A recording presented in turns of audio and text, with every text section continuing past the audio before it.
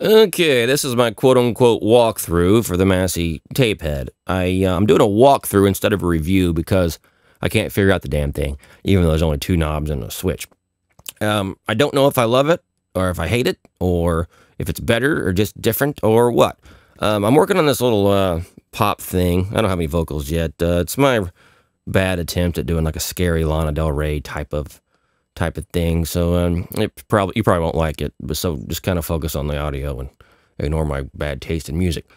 I want to hit play here, and then with it on, and then we'll turn it off so you can kind of hear what's going on. I've got it in normal mode.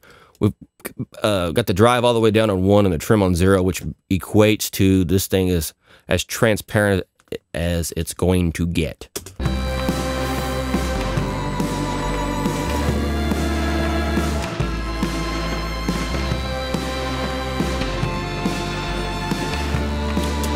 Okay, so you heard right there whenever I turned it off, less top, less bottom, and kind of this 2K thing came in there, and apparently that's how I mixed it. So I definitely liked it that way, and I guess if I only use this plug-in like this, I'd be like, hey, that's pretty good.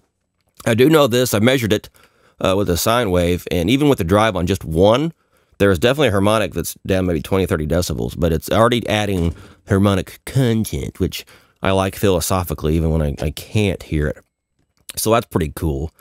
It does seem to knock off transients in a good way. Let me kind of show you that. I got this on... the drums are all screwed up. I've got Superior Drummer overheads soloed, which I'm compressing the hell out of, and I got really weird, cheap delay sound reverb. It's a long mess, and it's just me pretending I'm creative. But let's play around with these drums a little bit and see what they do. Okay, with nothing. And something.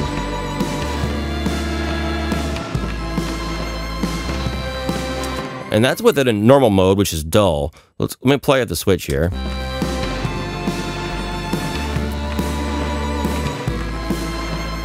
And see, that just gets thin. That overhead, you know, in Superior Drummer, that snare is really bright anyway. I kind of like that when it's not messed with a whole lot, but that was just way too much. But here's where the tape head gets really interesting to me. And interesting is one word for it. Maybe elusive is another. When you start cranking up the drive, the high end will saturate. In other words, it will start sounding dull or duller, even with the bright engaged. So let's play around with that. Let's see, I'm going to pull it back this many, 9 decibels. I guess that's decibels. And we'll crank the drive up, see what happens here.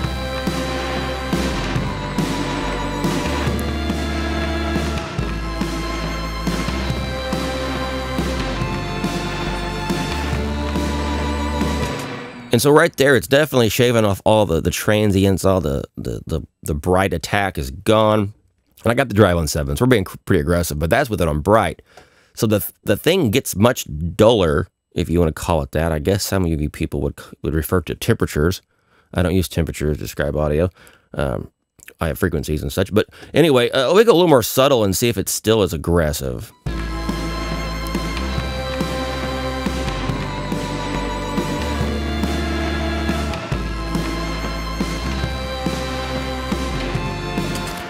And now with the drive on 4, it's still brighter. It's doing it kind of what it did with the 2 bus there, where more bottom and top and a little less of a mid-range 1K area. So what ends up happening here is the more you use it, the more it changes. And I think if you could kind of have 2 or 3 presets, you kind of bounced around. Maybe use the thing just to shave off transients with it as neutral as possible. That's, you know, and keeping the little switch here in the middle. That's pretty cool. Or going bright and cranking up the drive to 7 or so. That'd be pretty cool. But overall, I don't know what I think of the thing. I don't know if there are any other drum saturators out there. I just created a new thread on the site. So if there are some drum saturators that are cool and will knock off, I've noticed, well, that's a good thing. Let's talk about that real quick since I'm so organized. Watch my drum. Oops, where's it? Watch this fader here. And what happens in terms of level, apparent volume versus peak level. Okay, well, we'll start with nothing.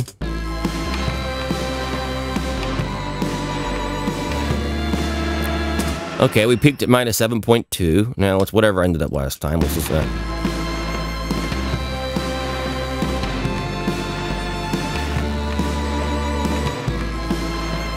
and minus 15.2. So right there was 8 decibels. Pretty wild shift. Like that's really knocking a bunch of peak off. Now we're going pretty aggressive there, but let's keep playing with this. And I want to go back down to say a drive of 2, and let's see what that does.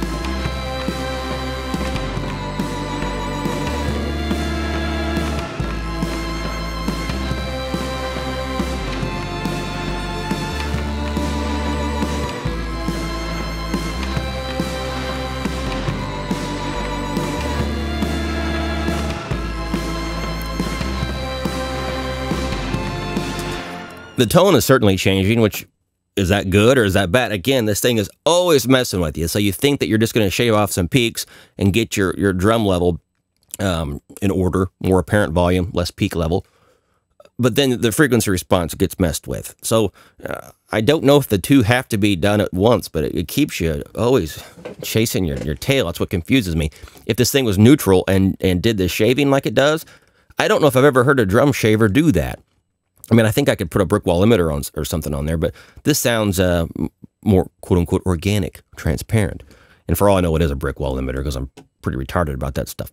But as is, I'm really happy to lose that much level because that's the level my brick wall limiter here on the 2-bus, Elephant, doesn't have to deal with. And we could probably actually see that. Let's play around with that.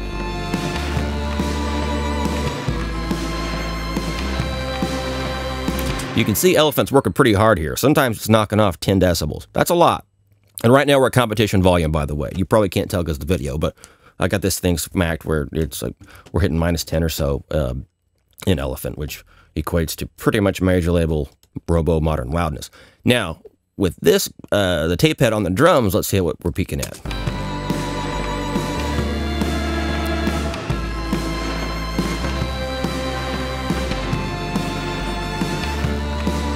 Well, about the same. Made a liar out of me on that one. Let's go crazy.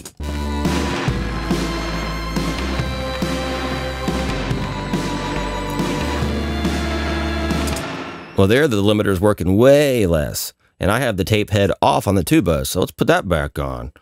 Maybe we can keep this brick wall limiter from working at all.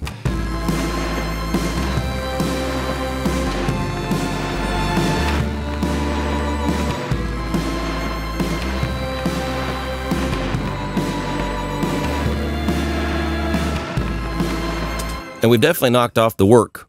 Not that I don't hear a major difference because Elephant handles extreme limiting pretty good. It's better than any other limiter I've ever seen.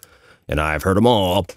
So I don't know. Overall, what do I think of this thing? It's such a useful tool. It's so usable and so helpful. But at the same time, I always feel like when I change one thing on the left side, then the right side's moving and vice versa. So I kind of wish that the color and the drive and the analogness was one thing and then the shaving was another. That's me just thinking in digital land. Obviously, this thing's pretending to be a tape machine, which just has some kind of inherent tone that you have to like. So I don't know, kids. It's up to you, but there's definitely something to this thing. And maybe if I spent more time with it, I would master it. I definitely like taking pressure off my 2-bus. And I definitely like adding harmonics, even with the thing on bypass, more or less, which is the drive on 1 and the trim on 0. So check it out. It's worth downloading the demo and playing. Massey is, highly respected in all worlds.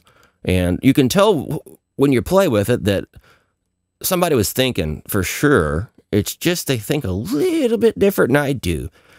So I can't give the thing a glowing endorsement, but I want to. Maybe that's it, but I don't know. Massey Tapehead, walkthrough.